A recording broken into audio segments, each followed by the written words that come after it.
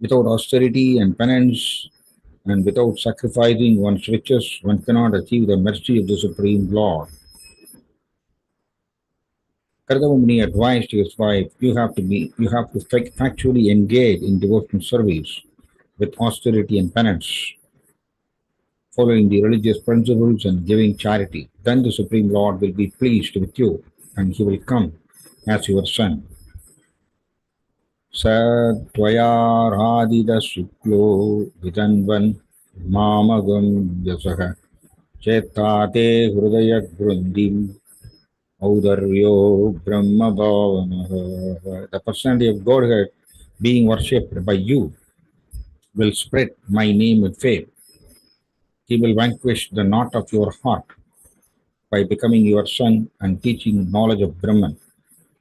When the Supreme Personality of Godhead comes to disseminate spiritual knowledge for the benefit of all people, he generally descends as the son of a devotee, being pleased by the devotee's devotional service. The Supreme Personality of Godhead is the father of everyone. No one, therefore, is his father, but by his inconceivable energy, he accepts some of the devotees as his parents and descendants. It is explained here that spiritual knowledge vanquishes the knot of the heart. Matter and spirit are knotted by false ego. This identification of oneself with matter, which is called Hridaya Grundhi, exists for all conditioned souls, and it becomes more and more tightened when there is too much affection for sex life. The explanation was given by Lord Rishabha to his sons that this material world is an atmosphere of attraction between male and female. That attraction takes the shape of a knot in the heart, and by material affection, it becomes still more tight.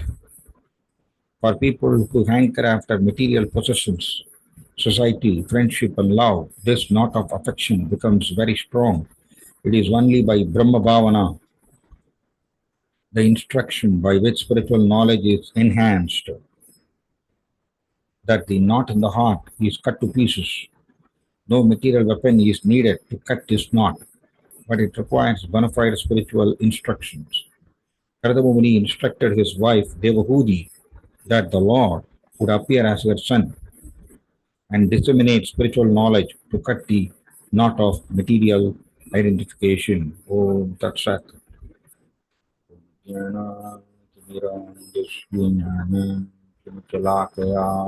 चक्षुरुन्मिलितं येन तस्मै श्रीगुरवे नमः.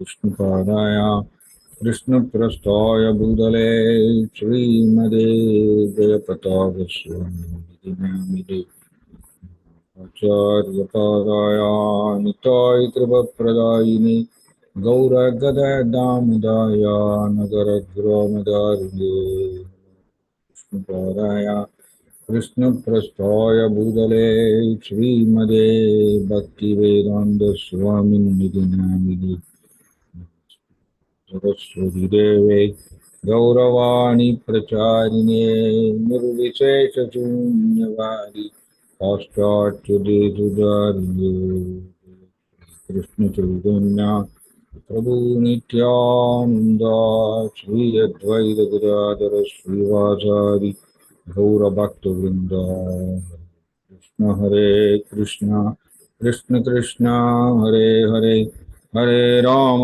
राम राम हरे Krishna. Okay, so இந்த ஸ்லோகத்தில் கர்தம முனிவர் தன்னுடைய மனைவி தேவஹூதி அவங்கள பார்த்து பேசுகிறாங்க. ஏன்னா தேவஹூதி ரொம்ப வருந்துறாங்க. இந்த மாதிரிய நீங்கள் ஆன்மீகத்தில் இவ்வளவு முன்னேற்றம் அடைந்தவராக இருந்தும் கூட உங்களை நான் ஆன்மீக முன்னேற்றத்துக்கோசரம் பயன்படுத்திக்கல, இது நான் மிகப்பெரிய தவறு செஞ்சுட்டேன் அப்படின்னு அவங்க வருந்துறாங்க. ஏன்னா கர்தம முனிவர் இப்பொழுது சன்னியாசம் எடுக்கிறதுக்கு அவர் கிளம்புறார். ஸோ இதுல என்ன ஒரு ஒரே நிமிஷம்.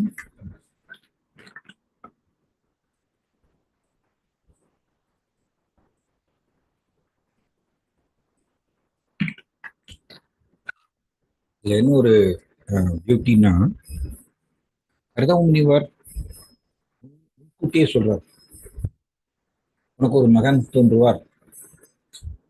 அந்த மகன் பகவான் கிருஷ்ணாவுடைய அவதாரம் அப்படிதான் இங்க சொல்லியிருக்கு.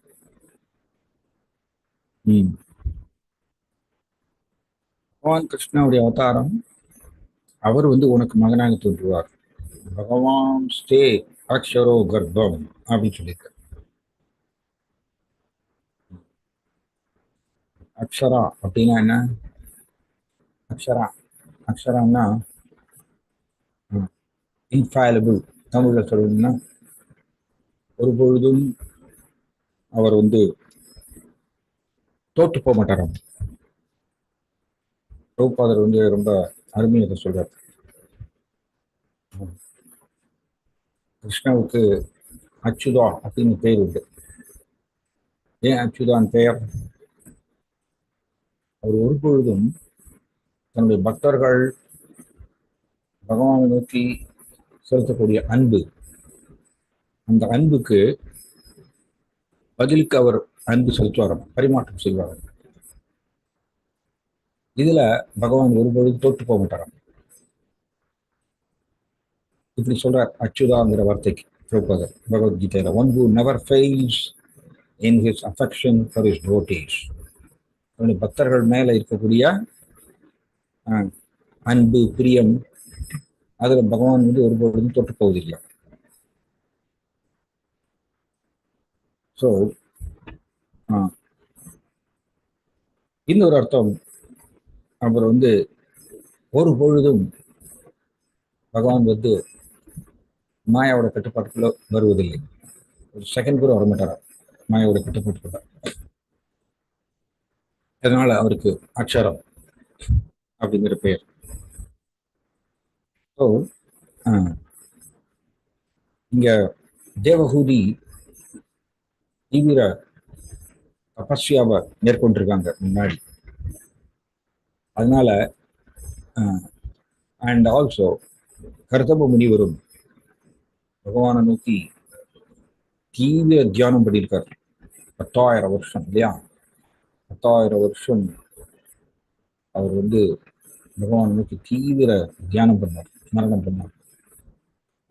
அதனால பகவான் கர்தம முனிவருடைய தீவிர ஸ்மரணத்துல திருப்தி அடைந்து அவருக்கு வாக்கு கொடுத்திருக்கார். அதனாலதான் இங்க சொல்லியிருக்கார், அவர் முன்னாடி பகவான் சொன்ன வார்த்தையை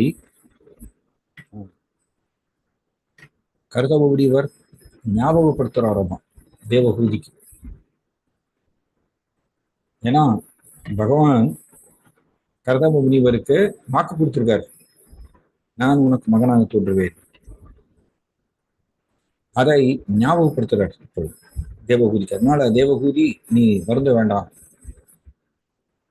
நீயும் மிகப்பெரிய தபஸ்யா செஞ்சிருக்க, அதனால பகவான் கட்டாயம் உனக்கு ஆசீர்வாதம் வழங்குவார். அண்ட் கர்தம முனிவர் முன்கூட்டியே சொல்றார், உனக்கு ஒரு மகன் வருவார், அவர் பகவான் கிருஷ்ணனுடைய அவதாரம், அண்ட் அவர் என்ன செய்வார் அதுவும் சொல்றார். அவர் உனக்கு இந்த தெய்வீக ஞானத்தை போதித்து ஹிருதயத்தில் இருக்கக்கூடிய ஹிருதய குரந்தி அப்படின்னு நீங்க சொல்லிருக்கு. ஹிருதய குரந்தின் அப்படின்னு சொல்லியிருக்கு. ஹிருதய குரந்தின்னா என்ன? ஹிருதயத்தில் இருக்கக்கூடிய பற்று அப்படிங்கிற முடிச்சு. ரொம்ப ஸ்ட்ராங்கா எழுதியிருக்காரு. ஹிருதய குரந்திக்கு பொருள் உரையில ரொம்ப ஸ்ட்ராங்கா எழுதியிருக்காரு.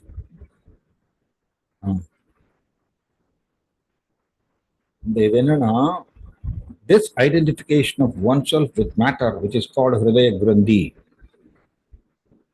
and it becomes more and more tightened when there is too much affection for sex life. அதாவது இந்த ஹிருதய கிரந்திங்கிறது எல்லா ஜீவாத்மாக்களும் இருக்காங்க, அப்படிதான் இங்க எழுதியிருக்காரு. Exist for all condition source. எல்லா கட்டுண்ட ஜீவாத்மாக்களுக்கும் ஹிருதய கிரந்தி இருக்கு. ஹிருதய கிரந்தினா என்ன? ஜடத்து கூட தன்னை அடையாளப்படுத்திக் கொள்வது, இதான் ஹிருதய கிரந்தி. வேற ஒண்ணும் இல்லை, பொய் அகங்காரம், வேற ஒண்ணும் இல்லை, பொய் அகங்காரம் தான். பொய் அகங்காரத்தில் தானே இந்த பொய்யான அடையாளம் வருது. நான் இந்த ஜடத்தை சார்ந்தவன் அப்படிங்கிற அந்த அடையாளம் வருது. ஸோ இதுக்கு பேர் தான் ஹிருதய கிரந்தி, இதுக்கு பேர் தான் பொய் அகங்காரம். ஆனால் இந்த ஹிருதய கிரந்தி, கிரந்தின முடிச்சு, ஹிருதயத்தில் இருக்கக்கூடிய முடிச்சு எந்த மாதிரி முடிச்சு? சாதாரண முடிச்சு இல்லைங்க. ஜடத்து கூட தன்னை அடையாளப்படுத்திக் கொள்ளக்கூடிய முடிச்சு. இந்த முடிச்சு இன்னும் இருக்கிறதாம். எப்பொழுது இருக்கிறதுன்னு சொல்றாரு.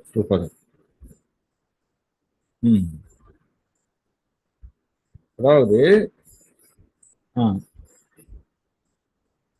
ஒருவர் காம வாழ்க்கையில் அதிக பற்று உடையவராக இருக்கும் பொழுது இந்த ஹிருதயத்தில் இருக்கக்கூடிய இந்த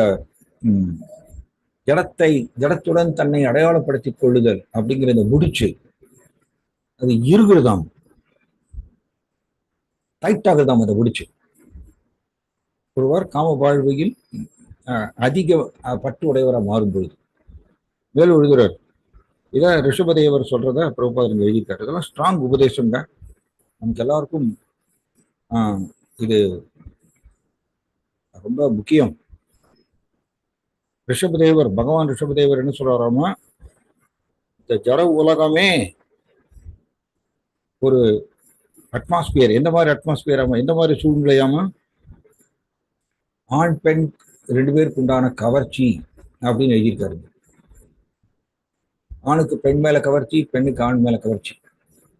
இந்த கவர்ச்சி அப்படிங்கிற ஒரு சூழ்நிலை நிரம்பியதாம ஜட உலகம் அப்படின்னு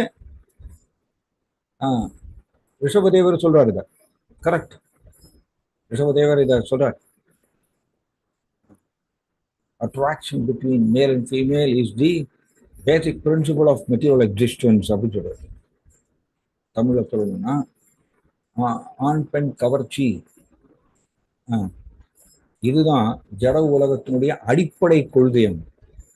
வெரி ஸ்ட்ராங் உபதேசம் ரிஷபதேவர் இருக்கிறார், நான் பிரபுபாதர் எழுதியிருக்கார். அப்ப இங்க ஜட உலகத்துக்குள்ள நம்ம விழுந்ததுக்கு காரணமே இந்த ஆண் பெண் கவர்ச்சி தானே. ஆனா இங்க மேலும் பிரபுபாதர் இங்க பாயிண்ட் என்ன எழுதுறாருன்னா, இந்த ஆண் பெண் உறவில் ஒருவர் அதுல ஈடுபட அந்த கவர்ச்சியில ஈடுபட என்ன ஆகுறதாமா, இந்த ஹிருதய கிரந்தி இந்த முடிச்சு இறுகிட்டே போறது. அதாவது ஜடத்துடன் தன்னை அடையாளப்படுத்திக் கொள்ளக்கூடிய அந்த ஒரு முடிச்சு அது இறுகிட்டே போறதாம், இன்னும் டைட் ஆகும் எவ்வளவுக்கு எவ்வளவு ஈடுபடும் பொழுதும். இதை பிரபுபாதரோட எழுதுறார். இதெல்லாம் எல்லாருக்கும் பொதுவான உபதேசங்க. இது ஒன்லி ஃபார் இது பிரம்மச்சாரி கிரகஸ்த சன்னியாசி மட்டும் அப்படிலாம் இல்லை, எல்லாரும் இதை கடைபிடிக்கணும். பிரபுபாதரோட எழுதுறார், when a man and woman they are united then they are tightly covered under a knot அப்படின்னு சொல்றாரு. நான் 1996 இந்த கருத்துக்களை எல்லாம் நான் மனப்பாடம் பண்ணேன் பிரபுபாதரோட புஸ்தகத்திலிருந்து. ஒருவர் ஆண் பெண் இணைந்தாச்சு அப்படின்னா தென் அந்த பற்றுங்கிற அந்த முடிச்சு டைட்லி கவர்டு அப்படின்னு சொல்றாரு. அந்த முடிச்சு இறுகிருமாம். அதை பிரபுபாதர் ஒரு இடத்துல எழுதுறாரு. ஸோ அப்ப இதுதான் ஜட உலகத்துல ஒருவர் மேலும் மேலும் மேலும் சிக்கிக்கிறதுக்கு காரணம் இதுதானே. அப்ப இது வழி என்ன? பிரபுபாதர் எழுதுறார், பிரம்ம பாவனா அப்படி சொல்றார்.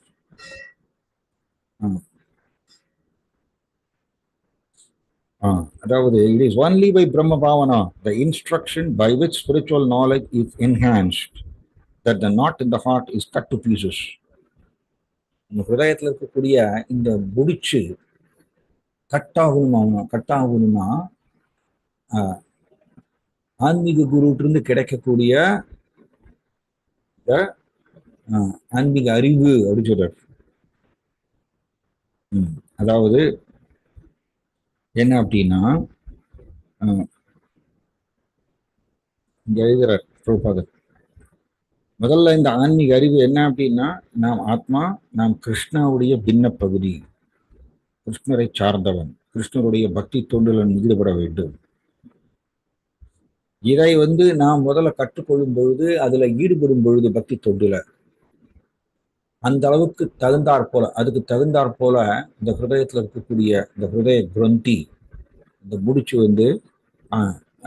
கட்டாகும்.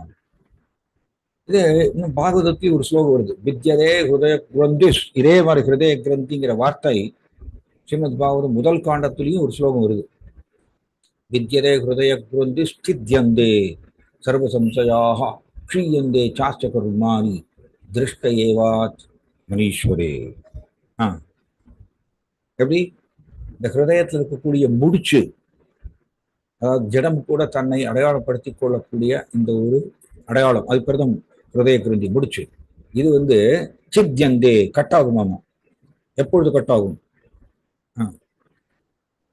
ஸ்ரீமத் பாகவதம், பகவான் கிருஷ்ணாவுடைய இந்த புகழ் லீலைகள், கிருஷ்ணாவுடைய புகழ் லீலைகள், அவருடைய தெய்வீக அழகு, அவருடைய நாம மகிமை, இதெல்லாம் நம்ம காது கொடுத்து கேட்கும் பொழுது எவ்வளவு கேட்கிறோமோ, இது காது துவாரம் வழியாக உள்ளே நுழைந்து உள்ள இருக்கக்கூடிய ஹிருதய கிரந்தியை சித்யந்தே கட் பண்ணுவாங்க. அப்படி பாகவத முதல் காண்டத்துல இந்த மாதிரி ஒரு ஸ்லோகம் வருது.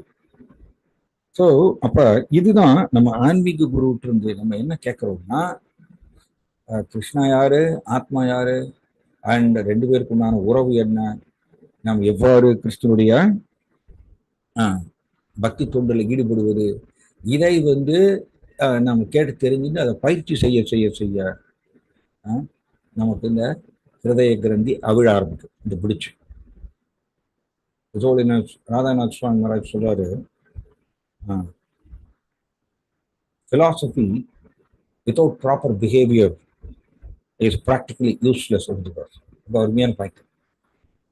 தமிழ்ல சொல்லணும்னா, தத்துவங்களை தெரிந்து கொள்ளலாம், ஆனா அதன் பிரகாரம் பயிற்சி செய்யலன்னு வச்சுக்கோங்க, அது யூஸ்லெஸ், பிரயோஜனம் இல்லாதது. இதே மாதிரியா என்னுடைய குரு மகாராஜும் ரீசெண்டா ஒரு ஒரு சொற்பொழிவில் ஒரு உபதேசம் கொடுக்கிறார். என்ன உபதேசம்னா, அவர் சொல்றார், நான் உனக்கு வழிகாட்டலாம், கைட் பண்ணலாம், ஆனால் பயிற்சி செய்வது உன் கையில் இருக்கு அப்படின்னு. இது நைஸ் பாயிண்ட். ஜீவாத்மா சுதந்திரம் இருக்கு இல்லையா, ஜீவாத்மா சுதந்திரம் இருக்கு. கிருஷ்ணாவே இதே ஞான வாக்கியாதம் குக்கியதரம் மயா விமர்சைதத் அசேஷேன எதைச்சாசி ததோகுரு. நிறைய பேர் நிறைய நேரத்துல என்ன நினைக்கிறோம்னா, நம்மளுக்கு மேஜிக் பண்ணணும், நம்ம எதுவும் பண்ண மாட்டேன், நான் எந்த முயற்சியும் போட மாட்டேன், எனக்கு மேஜிக் நடக்கணும் அப்படின்னு நினைக்கிறோம். அது நடக்காது. நாம் பயிற்சி செய்யணும். அதாவது ஜீவாத்மா இந்த சோம்பேறித்தனம் உண்டு ஜீவாத்மாவுக்கு. கிருஷ்ணரை நோக்கி தீவிர ஸ்மரணம் செய்வதற்கு ஜீவாத்மாவுக்கு சோம்பேறித்தனம். நாம் எப்பொழுதுமே ஜடத்தை பத்தியே நினைச்சுட்டே இருக்கோம். 24 hours 24 மணி நேரமும் ஜடத்தை பத்தியே நினைச்சுட்டே இருக்கோம். கிருஷ்ணரை பத்தி நினைக்கிறதுக்கு நாம் பிரயத்தனம் செய்யணும், முயற்சி போடணும். அதான் என்னுடைய குரு மகாராஜ் சொல்றார், நான் வழிகாட்டலாம் உனக்கு, ஆனால் அந்த உபதேசங்களை பயிற்சி செய்வது உன்னை சார்ந்தது அப்படின்னு ரைட். இது நம்ம என்ன நினைச்சுக்கிறோம்னா, ஓ நான் தீட்சை எடுத்தாச்சு, நான் ஆட்டோமேட்டிக்கா நான் ஆன்மீகத்துல பக்குவம் அடைஞ்சிருவேன். இதை வந்து ஹிஸ் டிவைன் கிரேஸ் பக்தி சித்தாந்த சரஸ்வதி தாக்கூர் அவர் சொல்றார். எப்படி சொல்றாருன்னா, ஆகாயத்துல வந்து காலையில வேலையில பார்த்தீங்கன்னா ஒரு 6 மணி 6:30 இந்த மாதிரி டைம்ல பார்த்தீங்கன்னா பறவையெல்லாம் கூட்டம் கூட்டமா பறந்து போகும். அப்ப ஒரு ஒரு தலைவர் பறவை முன்னாடி போகும், கவனிச்சிருக்கீங்களா? ஒரு பறவை முன்னாடி போகும், எல்லா மற்ற பறவைகள் எல்லாம் அது பின்னாடி திறந்து அப்படியே போயிட்டே இருக்கும். ஆகாயத்துல நீங்க பார்க்கலாம், காலையில 6 மணி அந்த மாதிரி காலையில டைம்ல பார்க்கலாம். இது மாதிரியா பக்தி சித்தாந்த தப்பு சொல்றார். அந்த முன்னாடி போகக்கூடிய தலைவர் பறவை அது வந்து வழிகாட்டுறது, இப்படி போகலாம் அப்படின்னு வழிகாட்டுறது. மற்ற பறவைகள் பின்னாடி அந்த பாதையிலேயே போகணும், அந்த காமிச்ச பாதையிலேயே போகணும். மற்ற பறவைகள் பறக்கணும், கரெக்ட் தானே? மற்ற பறவைகள் ரெக்கை அடிச்சுட்டு பறக்கணும். அது அந்த தலைவர் பறவை எங்க போகுதோ அதே பிரகாரம் ரெக்கை அடிச்சுட்டு பறக்கணும். இதுதான் நம்மளோட சம்பிரதாயம் சொல்றாரு பக்தி சித்தாந்த தப்பு. இதுல வந்து அந்த பறவையை தூக்கிட்டு எல்லாம் போக முடியாது இல்லையா? இந்த தலைவர் பறவை முன்னாடி போயிட்டு இருக்கு, அது மற்ற பறவைகளை என்ன தூக்கிட்டு எல்லாம் போக முடியுமா? முடியாது. அது வழி காமிக்கலாம். இது வந்து பின்னாடி அந்த அதே பிரகாரம் இவர் பறந்து போகணும். இது சின்ன உதாரணம் பக்தி சித்தாந்த தாக்கூர் கொடுக்குறார். இதே மாதிரியா ஆன்மீக குருவும் வழிகாட்டுறார். அப்படிதான் என்னுடைய குரு சொல்றார். ஆன்மீக குருவும் வழிகாட்டுறார், இப்படி பண்ணுங்க, எப்பொழுது கிருஷ்ணரை நினைத்துக் கொண்டே இருங்கள், கிருஷ்ணரை ஒருபொழுதும் மறக்கக்கூடாது அப்படிங்கிற உபதேசத்தை நமக்கு கொடுக்குறார். அதான் பிரம்ம பாவனா, புரியுதுங்களா? அதான் பிரம்ம பாவனா. பிரபாதர் தான் எழுதுறார். பிரம்ம பாவனா அப்படின்னா பிரம்மன் அப்படிங்கிறது பகவானையும் குறிக்கும். பிரம்மன்கிறது ஆத்மாவையும் குறிக்கும், பகவானையும் குறிக்கும். அந்த ஆச்சாரியர் வந்து ஒவ்வொரு இடத்துக்கு தந்தாற் போல ஒவ்வொரு விளக்கம் கொடுக்குறாரு. ஸோ பிரம்ம பாவனா அப்படின்னா இந்த அருவவாதி செய்யற மாதிரியா நேத்தி நேத்தி நேத்தி நேத்தி அது இல்லை. நான் ஆத்மா, நான் இதிலிருந்து வேறுபட்டவன், நான் இதிலிருந்து வேறுபட்டவன் அப்படிங்கிறது பிரிச்சு பிரிச்சு பார்க்கறது, அது பிரம்ம பாவனா இல்லை. பிரம்மன் அப்படிங்கிறது பகவான் கிருஷ்ணாவையும் குறிக்கும். பிரம்ம பாவனா, பாவனான்னா என்ன? பாவனா அப்படின்னா அவருடைய நினைவில் இருப்பது. பிரம்ம பாவனா அப்படின்னா பகவானுடைய நினைவிலேயே இருப்பது, கிருஷ்ணனுடைய நினைவிலேயே இருப்பது. அது பேர் தான் பிரம்ம பாவனா. இங்க பிரபுபாதர் ரொம்ப அருமையா எழுதியிருக்காரு. இந்த it is only through Brahma Bhavana the instruction by which spiritual knowledge is enhanced that the knot in the heart is cut to pieces. Very nice point. இந்த பிரம்ம பாவனால மட்டுமே, அதன் மூலமாகத்தான் நம்ம ஹிருதய கிரந்தியை கட் பண்ண முடியும், பீஸ் பீஸா கட் பண்ண முடியும்னு சொல்றோம். பிரம்ம பாவனா அப்படின்னா பகவானுடைய நினைவில் இருப்பது. பாவனா அப்படின்னா அவருடைய நினைவிலேயே இருப்பது. அப்ப இந்த உபதேசத்தை ஆன்மீக குரு வழங்குறாரு. நம்ம என்ன நினைச்சுக்கிறோம், ஓ நான் தீட்சை எடுத்தாச்சு, ஆட்டோமேட்டிக்கா என்னைய வந்து ஆன்மீக குரு தூக்கின்னு போயிடுவாரு கோலோகிருதம் அப்படின்னு நினைக்கிறோம். ஒரு இடத்துல இதே மாதிரி இன்னொரு இடத்துலயும் சொல்றாரு என்னுடைய குரு மகாராஜ், நான் உங்களுக்கோசரம் பிரார்த்தனை மட்டும்தான் செய்ய முடியும் அப்படி சொல்றாரு. உங்களுக்கு எல்லாருக்கோசரம் நான் பிரார்த்தனை மட்டும்தான் செய்ய முடியும், ஆனால் கிருஷ்ண உணர்வை பயிற்சி செய்வது உங்களுடைய பொறுப்பு அப்படின்ட்டு. இது டூ வே கான்ட்ராக்டுங்க. இது டூ வே கான்ட்ராக்ட். நாம் ஆன்மீக குரு சொல்ற பிரகாரம் பயிற்சி செய்யணும். இது நம்மளோட ஹோம்ஒர்க். இதுல நம்ம சோம்பேறித்தனம் காமிக்க முடியாது. இதை நான் பயிற்சி பண்ணிட்டே இருந்தேன்னா தென் ஆன்மீக குரு என்னைய நம்மள கிருஷ்ணாவுக்கு சிபாரிசு செய்யறேன். இந்த 2-way கான்ட்ராக்ட். ஆனா அதனால இங்க அப்படிப்பட்ட ஆன்மீக குரு என்ன போதிக்கிறார்? இங்க வந்து தேவகூதிக்கு பகவான் கபிலதேவர் மகனாக தோன்றுகின்றார். அது மட்டும் இல்லைங்க, மகன் மட்டும் இல்ல, பகவான் கபிலதேவர் தேவகூதிக்கு போதிக்கிறார், சாங்கிய தத்துவத்தை போதிக்கிறார் இல்லையா? சாங்கிய யோகம், சாங்கிய தத்துவத்தை போதிக்கிறார். சாங்கிய தத்துவம் என்ன?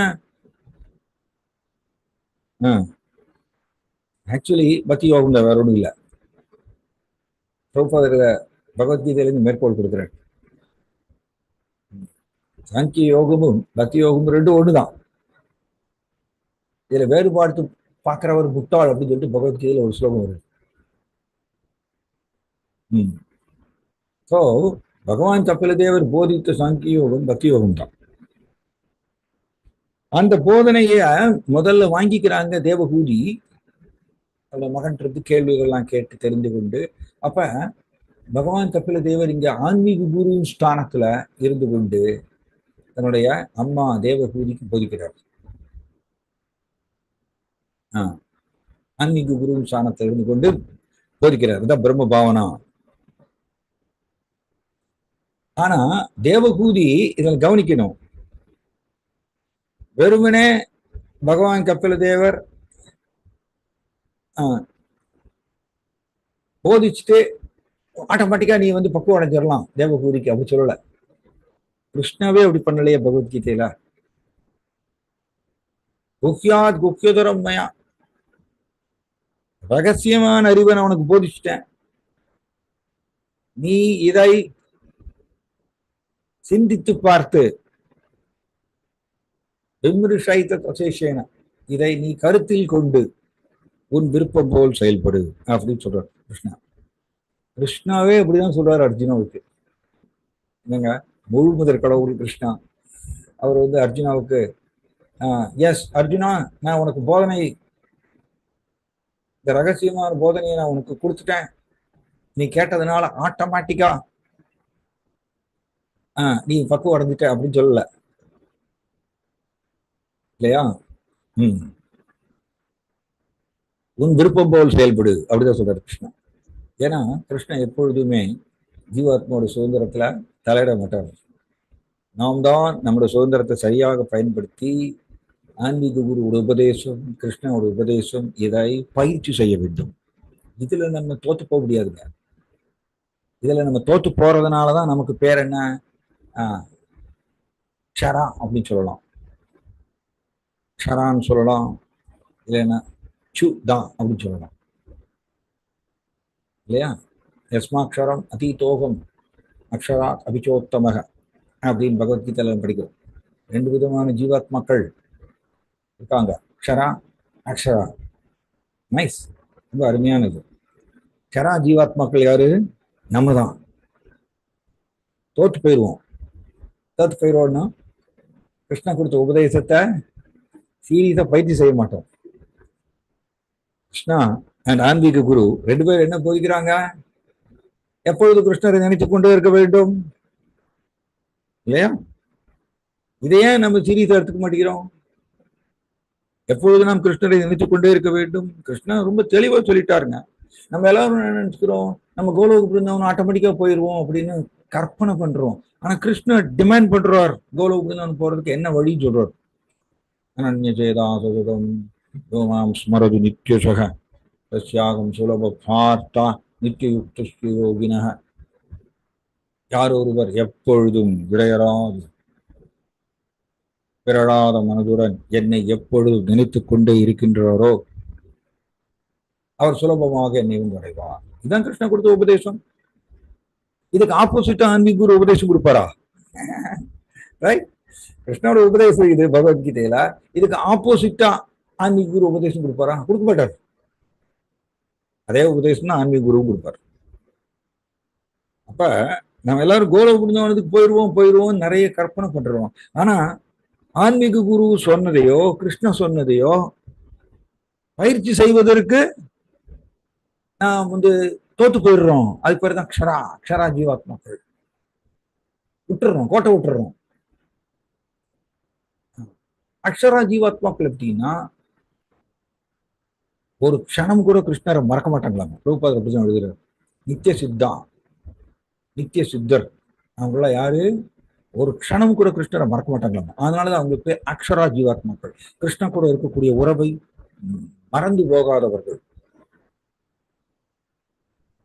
ஸோ நாம் க்ஷரா அப்படின்னா அப்பப்ப தோற்று போயிடுவோம், ஏதாவது கோட்டை விட்டுருவோம், அல்லது அந்த உபதேசத்தை பயிற்சி பண்ண மாட்டோம். கிருஷ்ணனுடைய இந்த உபதேசத்தை பயிற்சி செய்யாமல் நாம் கோலோக்கு போக முடியாது, கோலோக்கு போக முடியாது. எனக்கு வெரி கிளியரா சொல்லிட்டார் கிருஷ்ணன். இடையராது கிருஷ்ணரை நினைத்து கொண்டே இருக்க வேண்டும், அப்பொழுதுதான் கிருஷ்ணனுடைய உலகத்துக்கு சேர முடியும். கரெக்ட். இதே சைத்தன்ய சரிதாமிருதத்திலையும் மத்திய லீலால இதை கன்ஃபார்ம் ஆயிருக்குங்க. இடையராது கிருஷ்ணரை யார் ஒருவர் நினைத்து கொண்டே இருக்கின்றாரோ அவருக்குள்ளே கிருஷ்ண பிரேமை தானாக உதயமாகும்னு சைத்தன்ய சரிதாமிருதம் மத்திய லீலால சொல்லியிருக்கு. அப்ப இங்க பாருங்க, நைஸ் பாயிண்ட். இது கிருஷ்ணனோட உலகத்துக்குள்ள போகணும்னா கிருஷ்ண பிரேமை இருந்தாதான் உள்ள போக முடியும். நம்ம நிறைய கற்பனை பண்றோம். நான் ஆட்டோமேட்டிக்கா போயிருவேன் கோலோக பிருந்தாவனத்துக்கு, நான் தீட்சை எடுத்துட்டு ஆட்டோமேட்டிக்கா நான் போயிருவேன் அப்படிலாம் இல்லை. கிருஷ்ண பிரேமை இருந்தால்தான் கோலோக பிருந்தாவனத்துக்குள் நுழைய முடியும். அந்த கிருஷ்ண பிரேமை வரணும்னா ஒருத்தர் இடையராது கிருஷ்ணரை நினைத்து கொண்டே இருந்தால் கிருஷ்ண பிரேமை அவருக்குள்ளே வரும். இப்படிதான் சாஸ்திரம் சொல்லுது. ஸோ இதைதான் ஆன்மீக குரு போதிக்கிறார், கிருஷ்ணவதம் போதிக்கிறார். இதை இதுதான் என்னுடைய ஆன்மீக குரு இதை தான் சொல்றார். நான் உனக்கு வழிகாட்டலாம், அவ்வளவுதான் நான் செய்ய முடியும். பயிற்சி செய்வது உன்னுடைய பொறுப்பு, உன்னுடைய கடமை அப்படி சொல்றாரு. நம்மளுடைய சுதந்திரம் பயிற்சி செய்வது. பயிற்சி செய்யல அப்படின்னா நாம் பயிற்சி செய்யாமல் ஆன்மீக குரு உபதேசம் கிருஷ்ண உபதேசத்தை பயிற்சி செய்யாமல் நான் மாயாவோட பிடியிலிருந்து விடுபட்டுருவேன், ஆட்டோமேட்டிக்கா எனக்கு என்னை தூக்கிட்டு போயிடுவாரு குரு மகாராஜ் என்னுடைய குரு அப்படின்னு நான் நினைச்சுக்கிறேன். என்னுடைய குரு முன்னாடி ஓப்பனா இதை எழுதியிருக்காரு. ரீசெண்டா எனக்கு இந்த மேற்கோள் வந்தது. நாம் கடைபிடிக்க வேண்டும் அவருடைய உபதேசத்தை. ஸோ அதனால தேவகூதியும் இதே தான் பண்ணாங்க. கபில தேவர் போதித்தார் சாங்கிய தத்துவத்தை, நுணுக்கங்களை எல்லாம் விலாவரியாக போதித்தார். வரக்கூடிய சாப்டர்ல இருந்து ஐ திங்க் அடுத்த அத்தியாயத்திலிருந்து அதான் வருது.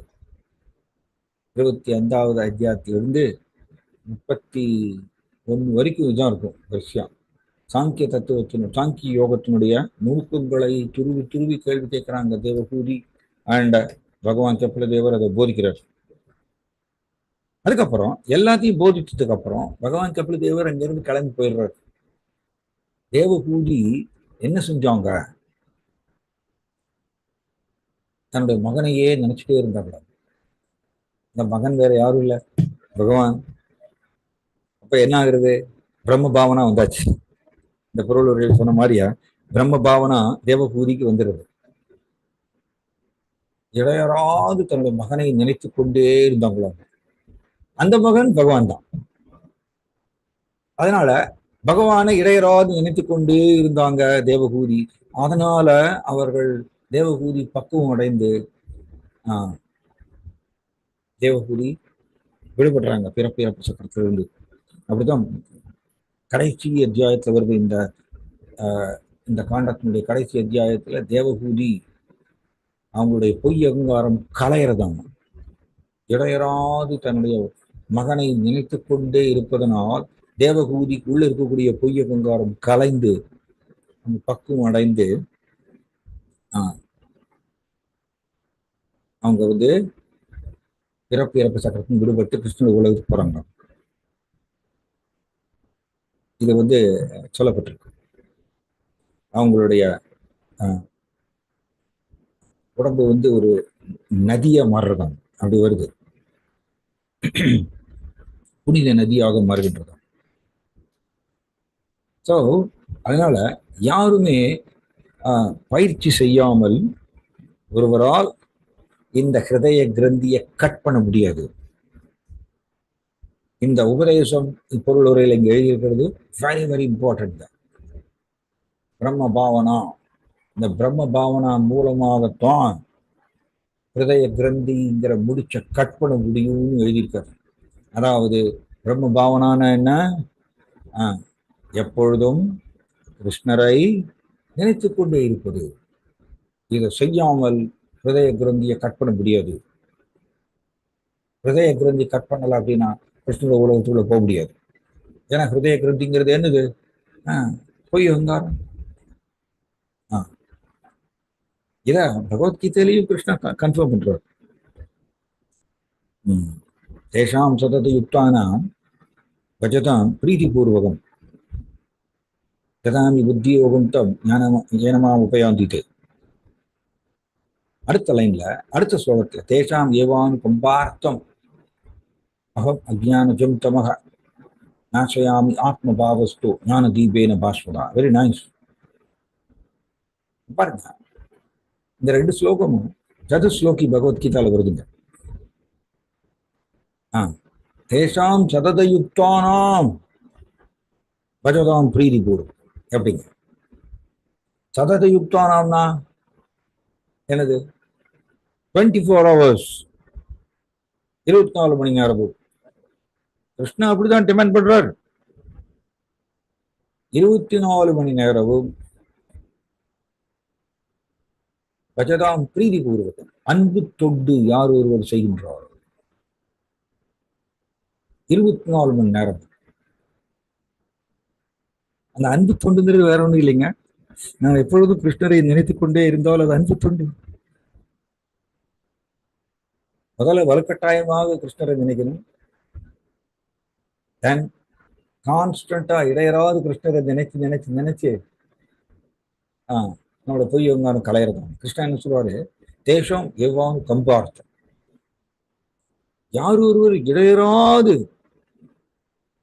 என்னுடைய அன்பு தொண்டில் ஈடுபடுறாரோ அவருக்கு நான் எப்படி என்னுடைய அனுபவத்தை செலுத்துறேன்?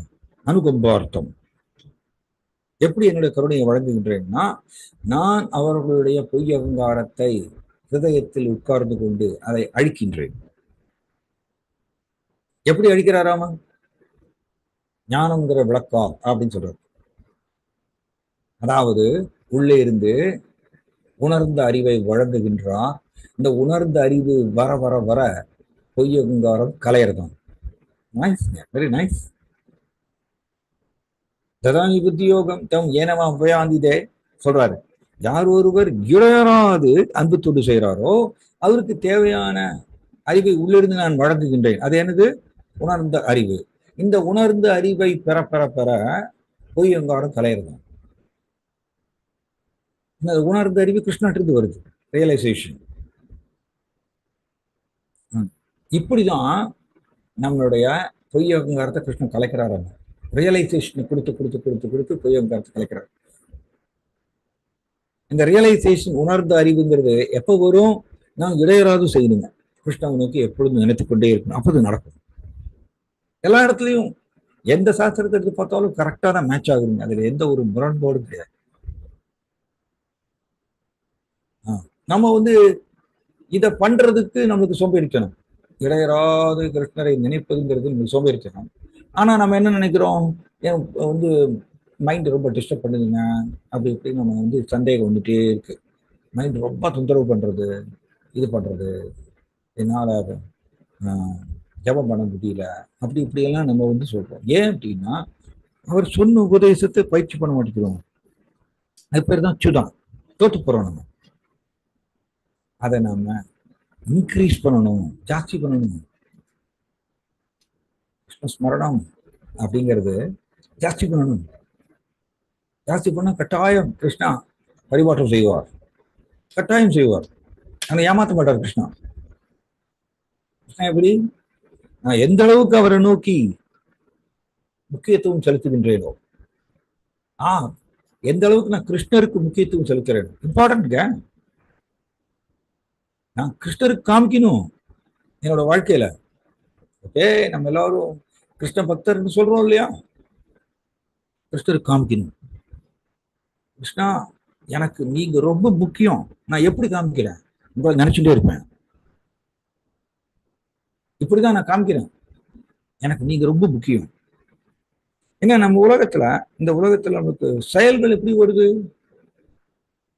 ஜட செயல்கள் எப்படி வருது? ஃபர்ஸ்ட் ஜடத்தை பத்தி மனசுல நினைக்கிறோம். One second.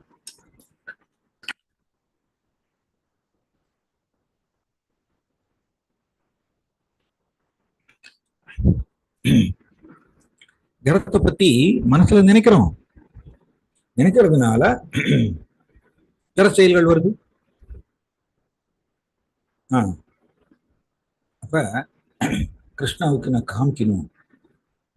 அதான் நான் வந்து ஹிதோலினஸ் சத்யநந்தன சுவாமி மேல சொல்லுவார், சரணாகதிங்கிறது நம்மளுடைய தீவிரத்தை தெரிவிக்கணும். கிருஷ்ணா எனக்கு நீங்க ரொம்ப முக்கியம்.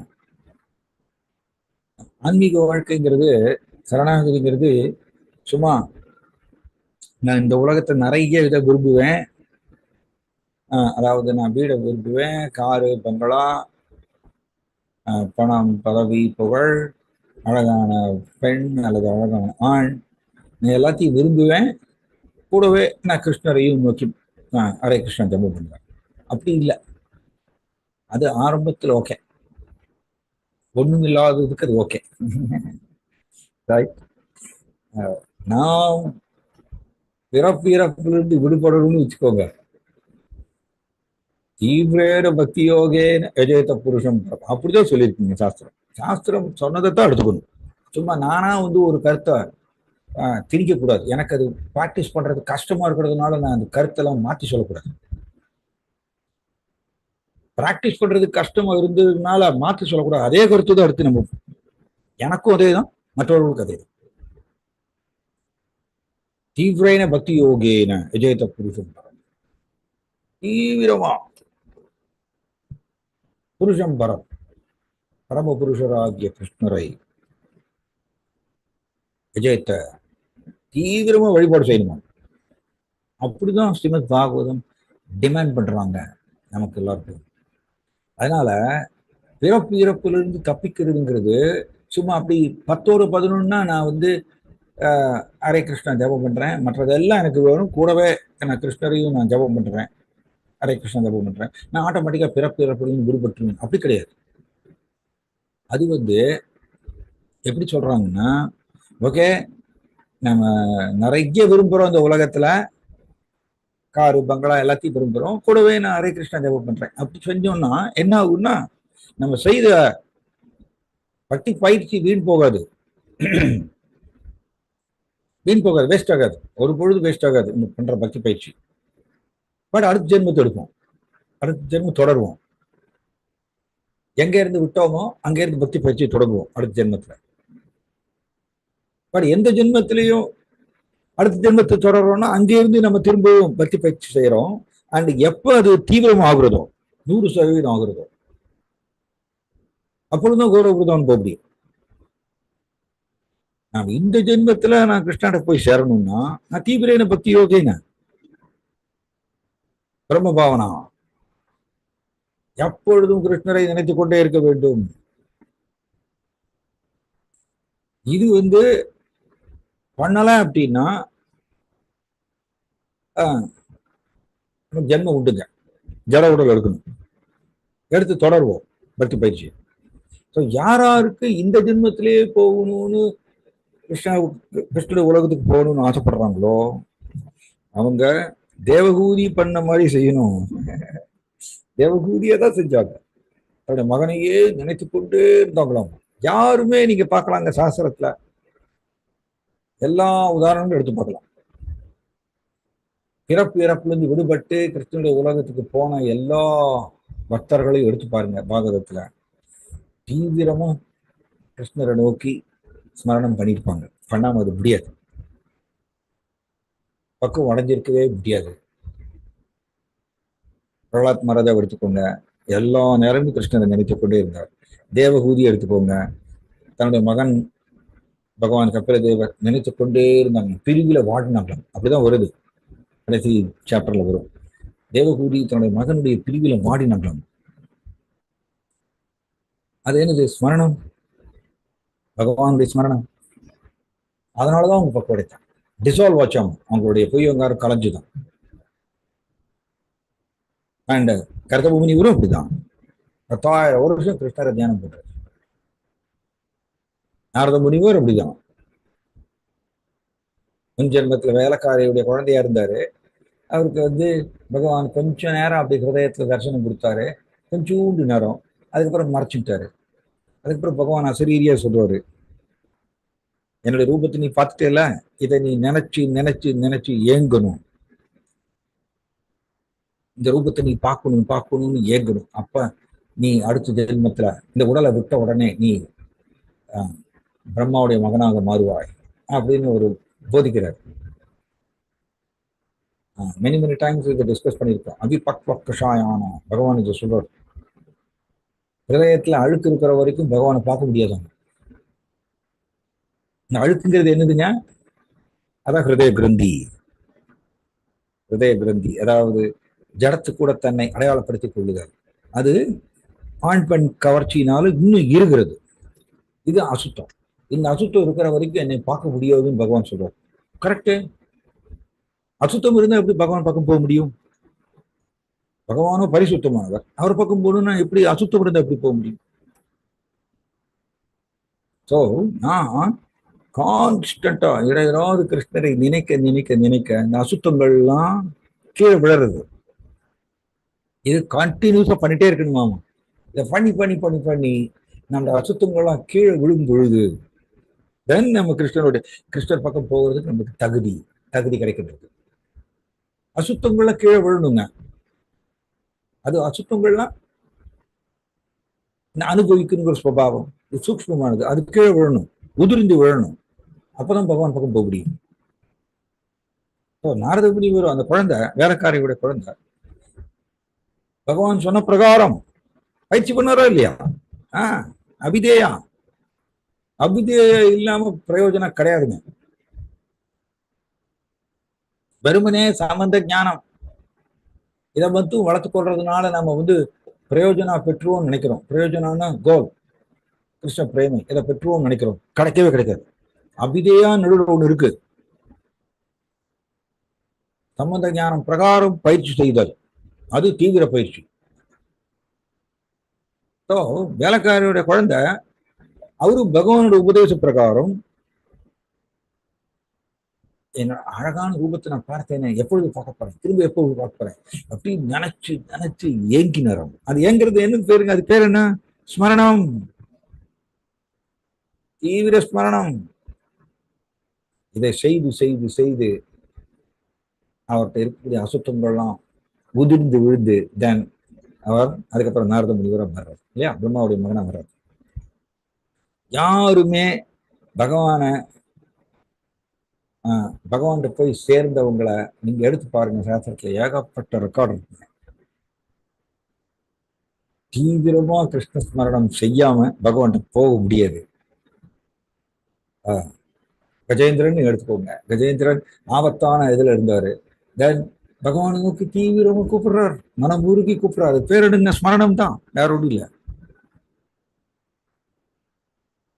மனம் உருகி கூப்பிடுறார். ஆதரவற்ற நிலையில். அது பேர் என்ன? தீவிர ஸ்மரணம், தீவிர பக்தி யோகா. தன் பகவான் அவர் விடுவிக்கிறார். அதனால மேலோட்டமா பயிற்சி செய்வது பத்தாதுங்க, பத்தாது. அது ஒன்றுமில்லாததுக்கு இது ஓகே. பக்தி யோகத்துக்குள்ள வந்தாச்சுன்னா டாப் மோஸ்ட் கோல் அடையணும். அதுல தோத்து போக கூடாதுங்க. அதான் நம்மளோட குறிக்கோளா இருக்கும். சில பேர்லாம் சொல்லுவாங்க, பிரபு எஸ் பிரபு, நான் எனக்கு இன்னும் ஜென்மம் உண்டு பிரபு, அப்படின்னு சொல்லுவாங்க. எனக்கு இன்னும் ஜென்ம உண்டு பருவம் எனக்கு நிறைய ஆசையெல்லாம் இருக்கு. அது நம்மளே ஊர்ஜிதப்படுத்திக்கிறோம் நமக்குள்ள. ஏன் கிருஷ்ணர் எனக்கு முக்கியமானவர், கிருஷ்ணர் மட்டுமே எனக்கு முக்கியமானவர் அப்படின்னு நாம காமிக்கணும் கிருஷ்ணருக்கு. இங்க பில்வமங்கல தாக்கூர் அப்படித்தானே இருந்தாரு. எனக்கு கிருஷ்ணர் மட்டுமே எனக்கு முக்கியம் சொல்லி கண்ணை தூக்கி ரெண்டு கண்ணையும் தோண்டி எடுத்து போட்டார். தன் கிருஷ்ணன் அவங்களை பரிமாற்றம் செஞ்சார். So this is important. அதனால இதுக்கு பேர் தான் பிரம்ம பாவனான்னு சொல்றது, பகவானுடைய நினைவிலேயே இருப்பது. அண்ட் நமக்கு ஸ்ட்ராங் உபதேசம் இந்த பிரபுபாதர் கொடுத்துருக்காரு. நமக்கு இந்த ஹிருதய கிரந்தி அப்படிங்கிற இந்த முடிச்சு இருக்கிறதுக்கு காரணம் இந்த ஆண் பெண் கவர்ச்சி தான். அண்ட் அதுல மேலும் மேலும் மேலும் ஈடுபட ஈடுபட இந்த ஹிருதய கிரந்தி இறுகிட்டே போகும். கரெக்ட் தான், அது கரெக்ட் தான். ஏன்னா இந்த ஆண் பெண் உறவில் ஈடுபட ஈடுபட என்ன ஆகுறதாமா, அச்சுக்கள் உருவாகிறது. இந்த உலகத்துல நாம் எந்த புலனின்ப செயல் செய்தாலும் அதனுடைய அச்சு உருவாகும். அந்த அச்சு பொய் அகங்காரத்துல போய் பதியும் அப்படிங்கிற கேள்வி நம்ம டிஸ்கஸ் பண்ணியிருக்கோம்.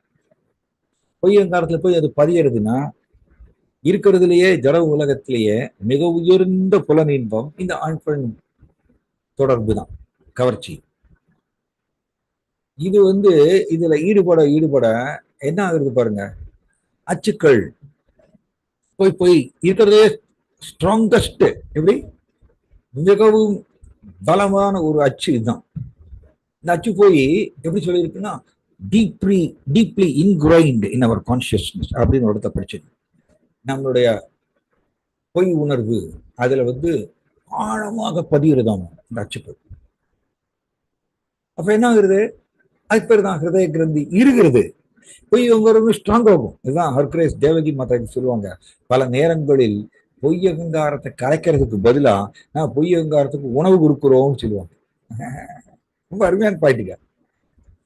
பொய் அகங்காரத்தை கலைக்கணும், அதான் நம்மளோட நோக்கம். அதுக்கு பதிலா நம்ம என்ன பண்றோம், பல நேரங்களில் பொய் அகங்காரத்துக்கு உணவு கொடுக்குறோம்னு சொல்றாங்க. உணவு கொடுத்து அதை பெருசு பண்ணுறோம், வளர்க்கிறோம். அப்படியே என்ன அர்த்தம், புலனின்ப செயலில் ஈடுபட ஈடுபட அச்சுக்கள் அதிகமாகிறது. பொய் அகங்காரத்துக்கு உணவு கொடுக்குறோம், பெருசாகிறது. அதுக்கு மாறாக நான் எப்பொழுதும் கிருஷ்ணனுடைய நினைவுல இருந்து இருந்து பழகினேன்னா பொய் அகங்காரம் கலையும். ஏன்னா 2வது காண்டத்துல நம்ம படிச்சோம், ஸ்மரணம்ங்கிறது கிருஷ்ணத்திலிருந்து வேறுபட்டதல்ல, சேம் கிருஷ்ணா. அதனால என்ன செய்யணும், பொய் அகங்காரத்தை நான் தளர்க்கணுமா இல்ல அதை இருக வைக்கணுமா அப்படிங்கிறது என்னுடைய சாய்ஸ், என்னோட சுதந்திரம். அதை நம்ம என்ன நினைச்சுக்கிறோம், நான் தீட்சை எடுத்தாச்சு ஆட்டோமேட்டிக்கா எனக்கு என்னை கூட்டிட்டு போயிடுவார் ஆன்மீக குரு அப்படின்னு நினைக்கிறோம். அப்படி கிடையாது. பொய் அகங்காரத்தை இருக வைக்கிறதா அல்லது அதை கலைக்கிறதா. ஸ்மரணம்ங்கிறது பொய் அகங்காரத்தை கலைக்கும். ஏன்னா கிருஷ்ணர் தான் ஸ்மரணம்ங்கிறது வேற ஒன்றும் இல்லை, சேம் கிருஷ்ணர் தான்.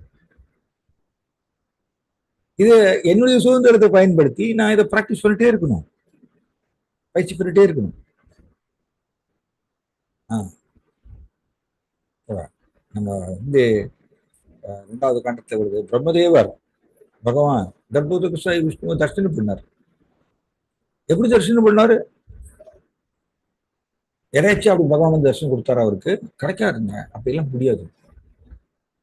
எல்லா ஆச்சாரியர்களும் பெரிய பெரிய பக்தர்களை எல்லாம் நம்ம பார்க்கிறோம், எல்லோருமே தீவிர ஸ்மரணம் செஞ்சிருக்காங்க. பிரம்மதேவர் தன்னுடைய 100 வருஷம் கிருஷ்ணனுடைய தியானத்துல இருந்தார். அதுக்கப்புறம் தான் கர்ப்போதக சாய் விஷ்ணு பகவான் அவருக்கு தர்ஷனம் கொடுக்குறார். அண்ட் இந்த பக்தி வைபவ் கிளாஸ்ல நம்ம டிஸ்கஸ் பண்ணிட்டு இருந்தோம். பகவான் கை கொடுக்கிறார், அவனை பிரம்மதேவர் கூட கை கொடுக்கிறாரு. பிரம்மாவுடைய தீவிர ஸ்மரணத்துல திருப்தி அடைந்து பகவான் கை கை கை கொடுக்கிறார். அப்ப அதனால தானே பிரம்மதேவர் பகவானோட கருணையை பெற்றார், ரைட்? ஸோ இது இங்க கருத்தகம் முனிவரும் பாருங்க என்ன சொல்றாரு பாருங்க. எஸ் தேவகூதி, நீ வருந்தாத. ஆனா என்ன சொல்லிருக்கு பாருங்க, you should worship the lord with great faith through sensory control. Very important point. Religious observances, austerities and gifts of your money in charity. பிரபுபாதர் எழுதியிருக்கார், கிருஷ்ணரை பெறணும் அப்படின்னா இதெல்லாம் செய்யணும்னு சொல்லுவார். கிருஷ்ணனுடைய கருணையை பெறணும் அப்படின்னா இதெல்லாம் செய்யணும்னு பிரபுபாதர் பொருளில் எழுதியிருக்கார். என்னது, கருதம முனிவரும் எஸ் எஸ் தேவகூதி கவலைப்படாத, உனக்கு ஒரு மகன் வருவாரு, ஆட்டோமேட்டிக்கா உன்னை அவர் வந்து விடுவிச்சிருவார் பிறப்பு இறப்பு சக்கரத்தின், அப்படி சொல்லல. என்ன சொல்லுவார் கருதவ முனிவர், நீ முழு நம்பிக்கையோடு பகவானை வழிபாடு செய்ய வேண்டும் எழுதியிருக்கார். எப்படி? Through sensory control. சென்சரி கண்ட்ரோல்னா புலன் கட்டுப்பாடு. புலன் கட்டுப்பாடுங்கிறது பக்தி யோகிகளுக்கு எப்படின்னா, அஷ்டாங்க யோகி புலனை கட்டுப்படுத்துவதற்கு செப்பரேட்டா முயற்சி செய்யறாரு. யமா நியமா, பிராணாயாமா, ஆசனா, பிரத்யாகாரா, இதெல்லாமே மெக்கானிக்கல் ப்ராசஸ். இதெல்லாம் எந்த ஒரு ரீதியான முயற்சி, இதில் கிருஷ்ண ஸ்மரணம் கிடையாது. இதெல்லாம் பண்ணி அதுக்கப்புறம் மனதை வந்து நிலைப்படுத்துறது கொண்டு வர்றாரு. அதுக்கே போராட்டம் தான். ஆனா பக்தி யோகி எப்படின்னா, ஆரம்பத்திலிருந்து கிருஷ்ணரை நினைத்து கொண்டே இருப்பதா ஆட்டோமேட்டிக்கா புலன் கட்டுப்பாடு வருதான். ஏன்னா எல்லா புலன்களும் மனம் கூட தானே இழுத்து கட்டப்பட்டிருக்கின்றன. அந்த மனதை எப்பொழுதும் கிருஷ்ணனுடைய நினைவிலேயே நிறுத்தினால் புலன் கட்டுப்பாடு தானே வந்துடும். இது பக்தி யோகிக்கு இருக்கக்கூடிய ஒரு பிளஸ் பாயிண்ட்.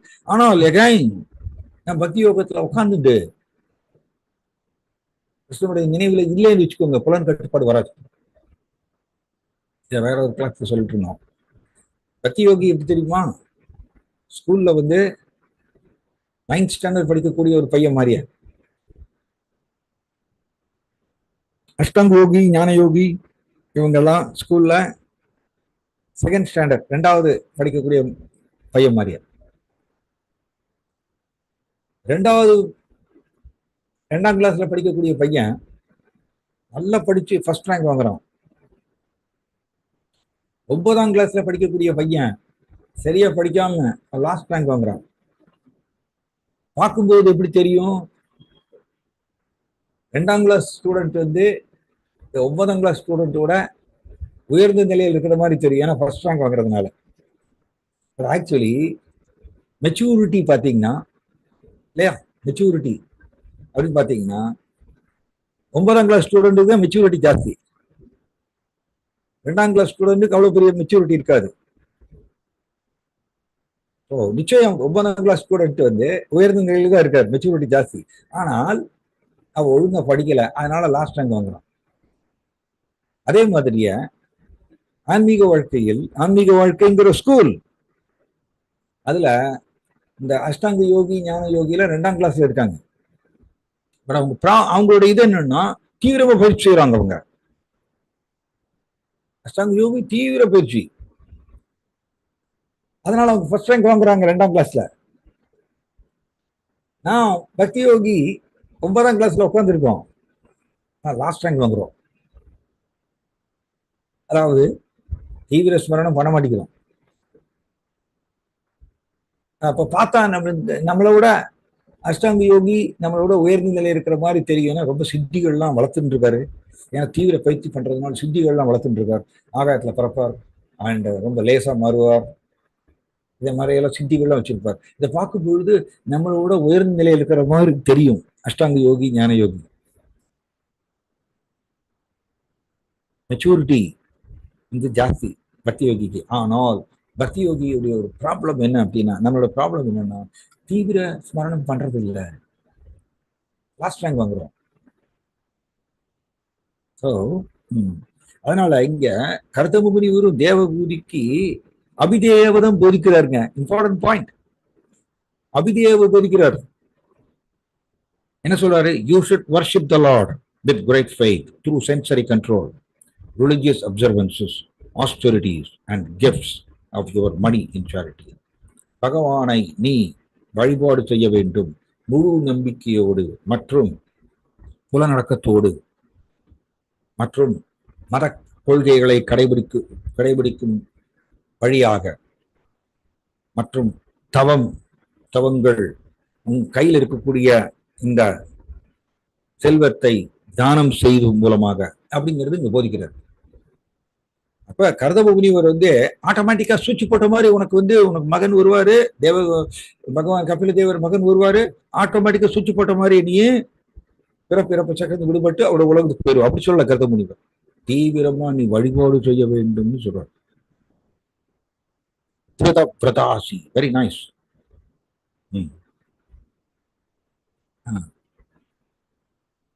பாருங்க, ஸ்ரத்தையா சேஸ்வரம் பஜா. பஜானா என்ன? வழிபாடு செய்.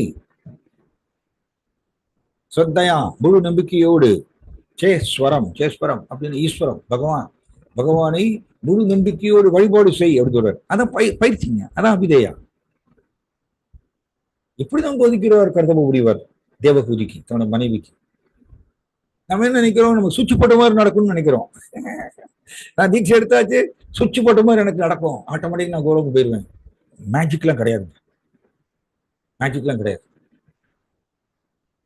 அர்ஜுனாவுக்கே கிருஷ்ணன் அப்படிதான் சொல்றாரு, உன் விருப்பம் போல் செயல்படு அப்படிதான் சொல்றாரு.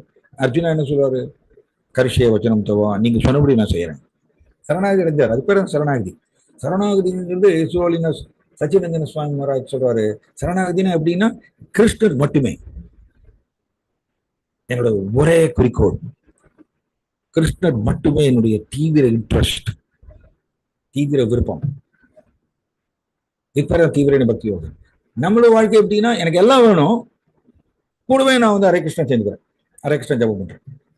அப்படி பண்ணோம்னா மேலோட்டமா பயிற்சி பண்ணணும்னா நிறைய ஜென்மம் எடுக்கணும். ஸோ அப்ப நம்மளுக்கு இந்த 4 ஸ்லோகத்துல இதுதான் தெரியறது. ஏன்னா ஹிருதய குரந்திங்கிறது வெரி ஸ்ட்ராங், வெரி ஸ்ட்ராங். ஜடத்துடன் தன்னை அடையாளப்படுத்திக் கொள்ளுதல் அப்படிங்கிறது வெரி வெரி ஸ்ட்ராங். அது அவ்வளவு சீக்கிரம் போகாது. அதுக்கு தீவிர ஸ்மரணம் பண்ணணும், இடையராத ஸ்மரணம். அப்படிதான் கிருஷ்ணன் பகவத்கீதையில போதிக்கிறார். அந்த மாதிரி ஸ்லோகங்களை எல்லாம் நாம் என்ன பண்றோம்?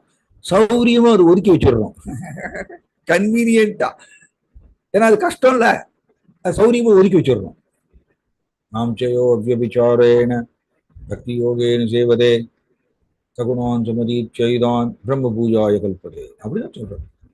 குணங்களை தாண்டணும்னு என்ன சொல்றாரு? எந்த சூழ்நிலையிலும் பிறராது எனக்கு பக்தி தொண்டு செய்பவன் முக்குணங்களை தாண்டி பிரம்ம பூதங்களை அடைகின்றான் அப்படின்னு கிருஷ்ணன் பகவத்கீதையில போதிக்கிறார். இப்ப எந்த சூழ்நிலையும் தவறாது இடையராது பக்தி தொண்டுன்னா என்ன அர்த்தம்? எனக்கு கிருஷ்ணன் மட்டுமே எனக்கு வேணும், எனக்கு கிருஷ்ணன் மட்டுமே எனக்கு வேணும், காமிக்கணும், கிருஷ்ணனுக்கு செஞ்சு காமிக்கணும். ரைட். இது எகைன் ஜீவாத்மோட விருப்பம். ரைட், ஜீவாத்மோட விருப்பம் டிஸ்கஸ் பண்றது நம்மளுடைய கடமை. இதை டிஸ்கஸ் பண்ண, இந்த கருத்துக்களை டிஸ்கஸ் பண்ணுவது நம்மளுடைய ரோல். ஆனால் இதை பயிற்சி செய்வது எகைன் ஜீவாத்மோட விருப்பம். யார் தீவிரமா பயிற்சி செய்யறாங்களோ அவங்க கிருஷ்ணனை போய் சேரலாம். ஓகே, நான் இங்க முடிச்சுக்கிறேன். யாருக்காவது ஏதாவது கேள்வி இருக்குங்களா? கேள்வி, சந்தேகம்? ஹரே கிருஷ்ணா பிரபு. ஹரே கிருஷ்ணா. எஸ், ரொம்ப யூஸ்ஃபுல்லா இருந்தது பிரபு, ரொம்ப நல்லா இருந்தது. பிரபு, ஒரே ஒரு டவுட். அப்போ நம்ம இனிஷியேஷன் வாங்கிட்டு குருவுக்கு தான் ப்ராப்ளம். நம்ம திருப்பி நமக்காக வர முடியுமா அவர்? இல்லையா, அவர் வர முடியாது தானே. ஆனா கிருஷ்ணா நம்மள விடவும் மாட்டாருன்னு சொல்றாரு இல்லையா. நம்ம ஒரு தடவை நம்ம அதை திருப்பி நம்ம எங்க விட்டோமோ அங்கே இருந்து நெக்ஸ்ட் பர்த்ல இருந்து கண்டினியூ பண்றோம். அப்போ குருவும் சேர்ந்து வரணுமா பிரபு? அந்த பாவத்துக்கு அந்த கஷ்டத்துக்கு அந்த கஷ்டம் நம்ம குரு கொடுக்கும் போது நமக்கு அந்த அபராதம் ஆகாதா? ஆமா, அதெல்லாம் புரிஞ்சுட்டு இது குரு மகாராஜே, என்னுடைய குரு மகாராஜ் இதை சொல்றாரு. நீங்க எல்லோரும் தீவிரமா பயிற்சி செய்து கிருஷ்ணரை மட்டுமே ஒரே இலக்காக உங்க வாழ்க்கையில வைத்துக் கொள்ளலைன்னா நீங்க பிறப்பு எடுக்க வேண்டியிருக்கும். அதுக்கோசரம் நானும் திரும்ப வரணும். உங்களை விடுவிக்கிறதுக்கோசரம் நானும் வரணும், இது சொல்லியிருக்காரு. அதனால என்னை அது திரும்ப திரும்ப வர வைக்கிற மாதிரி நடந்துக்காதீங்க அப்படின்னு சொல்றாரு. அதனால இது வந்து குருவுக்கு நாம் வந்து கஷ்டம் பண்ணக்கூடாது, கஷ்டம் ஏற்படுத்தக்கூடாது. அதை புரிந்து கொண்டு அவரோட உபதேசத்தை சீரியஸா பயிற்சிக்கணும். இல்லைன்னா அவர் கீழே இறங்கி வரணும். அது நமக்கு அபராதமாகாதா பிரபு?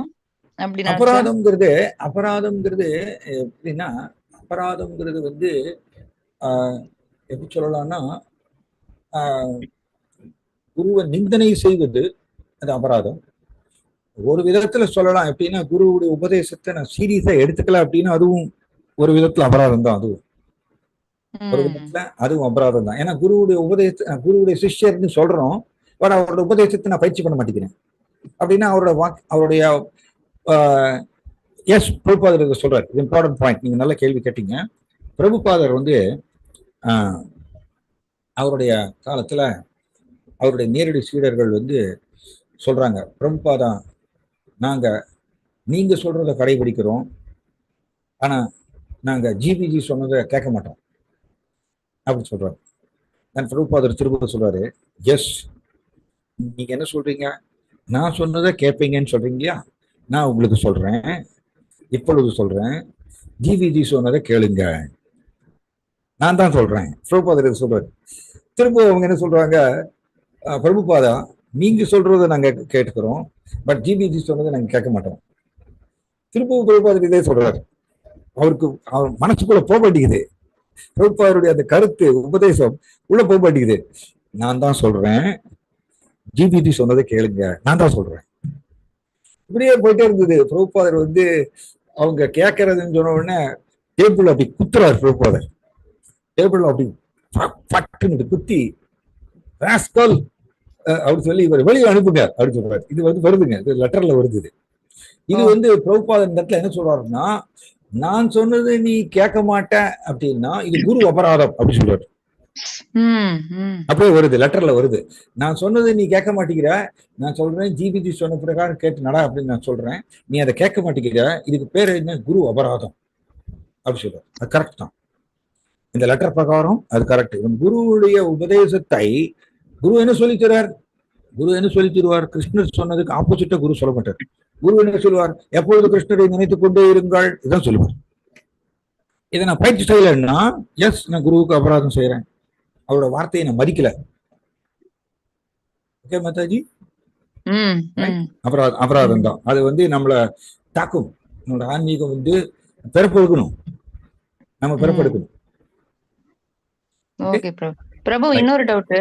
ராகானுக பக்தி எடுத்துண்டவா வந்து இந்த வைத்தி பக்தியில சொன்ன ரூல்ஸ் அண்ட் ரெகுலேஷன்ஸ் எல்லாம் ஃபாலோ பண்ணணும்ன்ற அவசியம் இல்லைன்னு சொல்லிட்டு நான் கேட்டேன். அப்படின்னா அவங்க காத்தால எழுந்து விடிய காத்தால எழுந்து இந்த மாதிரி சாண்டிங் பண்றது, ஆரத்தி காமிக்கிறது எல்லாம் பண்ண வேண்டிய அவசியம் இல்லையா? ராகானுக இன்டென்ஸ் ராகானுக பக்தி பண்ற டிவோட்டிஸ் எப்படின்னா, பிரபுபாதர் வந்து பக்தி ரசாமர் சுத்துல எழுதியிருக்காரு. ஒருத்தர் ராகானுக பக்திக்கு உயர்ந்தாலும் அவர் வந்து வெளிப்புற ரீதியாக மற்றவர்களுக்கு உதாரணமா இருப்பதற்கோசரம் விதிமுறைகளை எல்லாம் கடைபிடிப்பாங்க. பிரபுபாதர் வந்து நிச்சயம் கிருஷ்ணர் மேல பிரேமை வளர்த்து கொண்டவர், அதுல எந்த சந்தேகமும் கிடையாது. ஆனா பிரபுபாதர் தன்னுடைய சிஷ்யர்களுக்கு உதாரணமா இருப்பதற்கோசரம் அவரும் வந்து அதிகாலையில் எழுந்திருச்சு, இங்க பாத்தீங்கன்னா அது வந்து அலகாபாத்ல கும்பமேளா நடந்தது. கும்பமேளா, இந்த கும்பமேளா வந்து அலகாபாத்ல அந்த டிசம்பர் மாதத்துல வருது. அந்த டிசம்பர் மாதத்துல வட இந்தியாவில எல்லாம் பார்த்தீங்கன்னா கடும் குளிர் இருக்கும். அண்ட் பிரபுபாதர் வந்து 80 வயசு இருக்கப்ப, அண்ட் சிஷ்யர்கள்லாம் வந்து கேம்ப்ல வந்து எல்லாம் தூங்கிட்டு இருக்காங்க, மங்களாரத்துக்கு யாரும் எழுந்திருக்கல. பிரபுபாதர் என்ன பண்றாரு, 80 வயசுல அவர் எழுந்திரிச்சு ரோட்ல போய் அந்த பைப்பில் அடிக்கிறார். அடிச்சு பச்சை தண்ணியாமா, ஐஸ் கோல்டு வாட்டர், அதில் வந்து பச்சை பம்ப் அடித்து அதில் குளிச்சுட்டு தென் வந்து திலகம் போட்டுட்டு அவர் வந்து மங்களாரத்துக்கு முன்னாடி வந்து பாடுறாரு, கணீர்னு பாடுறாரு. தென் சிஷ்யர்கள்லாம், யங் பாய்ஸ் அவங்கெல்லாம் சிஷ்யர்கள்லாம் தூங்கிட்டு இருக்காங்க. என்னடா இது கேட்ட மாதிரி இருக்க இந்த வாய்ஸ் சொல்லிட்டு ஒருத்தருக்கு பார்க்குறாங்க. பார்த்தா பிரபுபாதர் பாடிட்டு இருக்காரு. அப்போ உங்களுக்கு புரியுது, ஐயோ பிரபுபாதர் எழுந்திரிச்சு